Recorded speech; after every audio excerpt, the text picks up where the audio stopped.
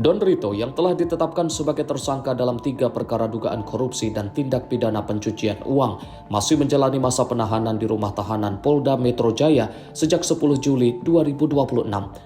Kuasa hukum Don Rito, Handika Honggo Wongso, muncul ke publik untuk menjelaskan posisi hukum kliennya.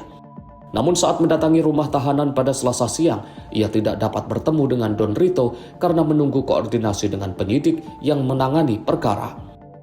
Menurut kuasa hukumnya, Don Rito tidak memiliki keterkaitan dengan 3 perkara yang dipersangkakan, yaitu dugaan korupsi PT Asabri, dugaan penyimpangan suplai batubara ke PLN, serta sengketa piutang antara PT CBS dan PT KNI, anak usaha Krakatau Steel.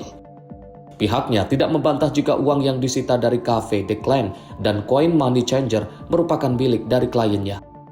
Kuasa hukum juga membantah uang yang disita saat penggeledahan berasal dari hasil tindak pidana korupsi.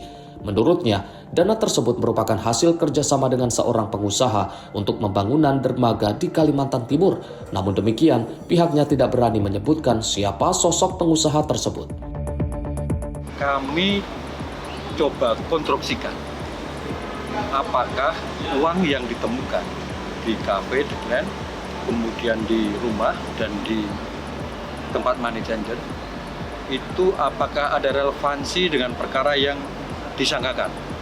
Pertama terkait dengan penanganan perkara Asabri, klaster Pak Tankia. Terkait perkara itu, Pak Idon pasif, dia tidak kenal Pak Tankia dan tidak ada interaksi baik secara personal ataupun secara finansial.